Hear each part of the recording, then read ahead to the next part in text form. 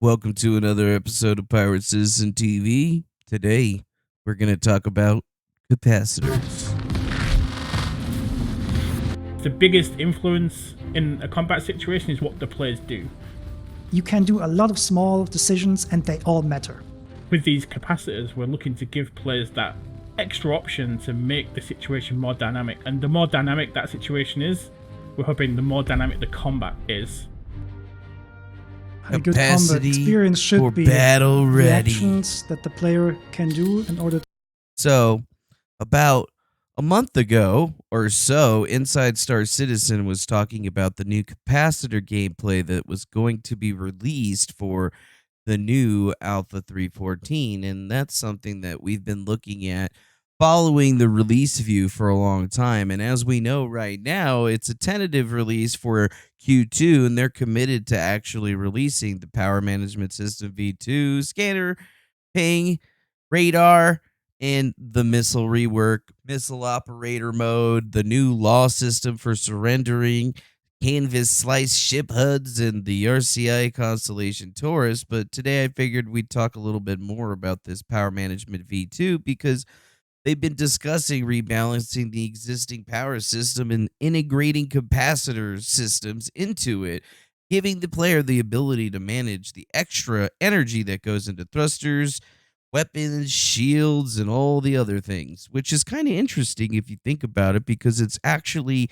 connected to that little triangle looking thing that hardly anybody is ever using within the ships. They're looking to make it a little bit more balanced, a little bit more workable, and it sounds kind of like they're trying to stop little ships from being able to take out bigger ships that maybe they shouldn't be able to take out depending on what certain people see or do or say. So the folks over at Star Citizen Leaks actually put together an interesting 3.13 to 3.14 apocalyptic change comparison tool, and it's something that you can actually go check out yourself. I'll put a link in the description for it for you.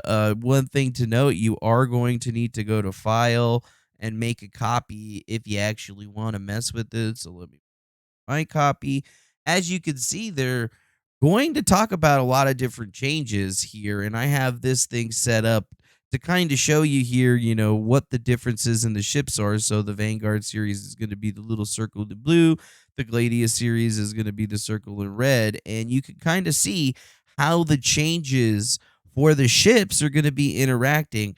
And from what I'm noticing, it's like they're not making too big of a difference between the Vanguards overall, but it does seem like they're editing some of the smaller ships. But one of the big things to talk about here is the actual capacitor system because they're giving us a maximum and minimum on capacitor. We have capacitor afterburner idle cost 70. We have capacitor regen after delay or delay after use. We have capacitor regen per second.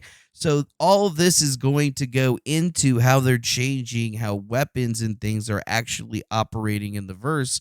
Like we can go look at different laser cannons and see there's going to be a huge difference between how these things are actually rolling in with each other. So like for example, lots of people like using those attrition threes on their ships. So let's go ahead and set those laser repeaters up, and you can kind of see how the differences of each weapon is going to interact with how you're playing. And one of the best things to think about, or one of the best things to see, is you can see right here, it seems that they're limiting the total range on a lot of the different weapons that are out there and almost speeding the DPS up on many of them. As you can see, total range on the attrition 3 is actually going down significantly. The lifetime rate of it is going down, but the speed of how the projectile is flying is going much faster. The DPS is much faster, and even the fire rate is much faster. And you can see that they've adjusted the alpha damage, energy consumptions, and a whole mess of different things. And you can see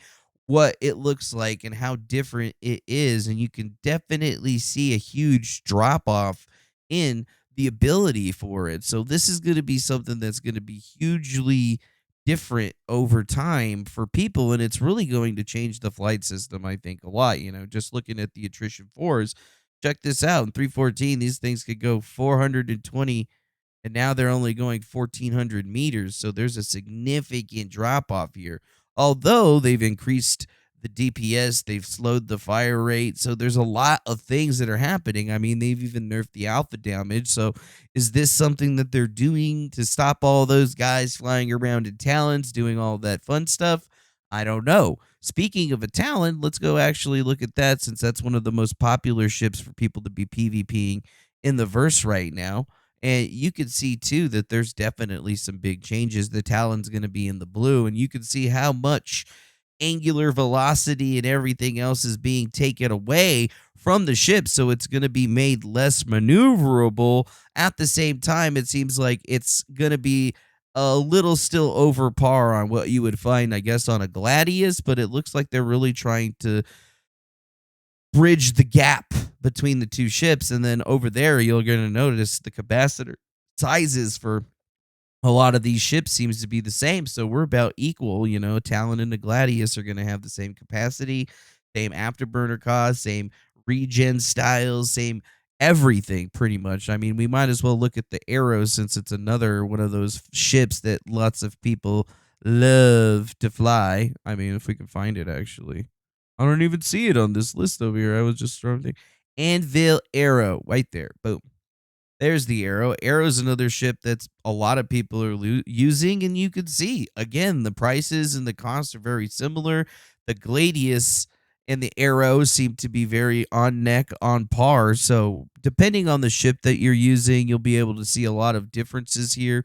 They have, apocalyptic changes per each of them. And for the most part, you'll notice that not a lot of ships are getting differences. Some of them are, like some of them seem to be getting a little bit faster and more maneuverable.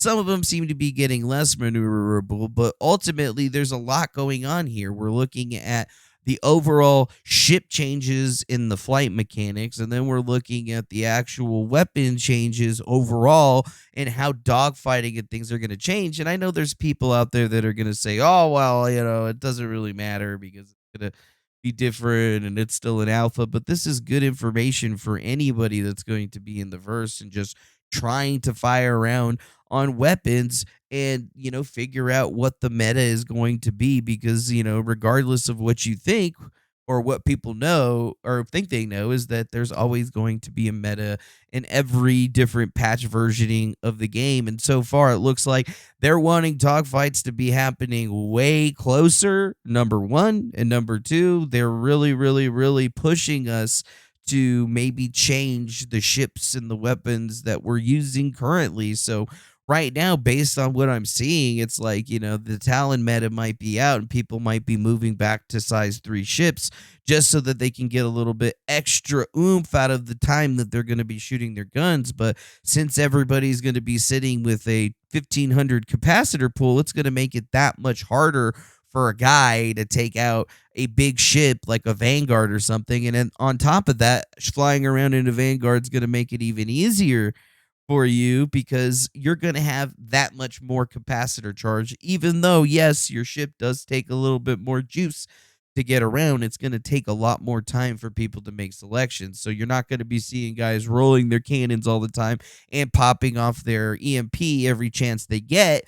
It's really seemingly going to balance out a lot of different comparisons here. And this is something that I think that we've needed to see for quite a while, because there's a lot of ships out there that folks are rolling with. And you can see that, angular velocities in the side, setting an Arrow up against a Vanguard, there's a clear indication that, like there isn't too much of a downside to flying the bigger ship if you're going to be going at it. And, one of the main, things that I see people going up against each other all the time, basically PvP wise, is you'll get one guy in a Vanguard Sentinel and then you'll have another guy in a Talon and they'll be going at it. And here now you're going to see that, their capacitor regen per second might be lower. They get a little bit more of a pull, but on top of that, it's really going to change, I think, the battle mechanics that we're seeing around. So I recommend anybody go out there and take a look at this and see it. And obviously, if you want to, you can check us out on the referral program. There's a referral code right there. You can help us out getting to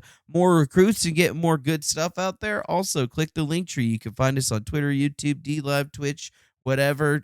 Make sure you go follow us so that you can get the next updates and the big updates on what we're doing out here. And come check us out over on Twitch where we do the live streams and hang out talking about everything. And let me know what you guys think about the comments below, because power management changes seem to be pretty big. And if you're worried about the apocalyptic changes coming, well, just go look at the tool, check your ships, and let us know how you feel and what you're doing. Either way, Pirate Citizen is out, and we hope you guys have a beautiful day. Thanks for stopping by, and much love to you. See you out in the system.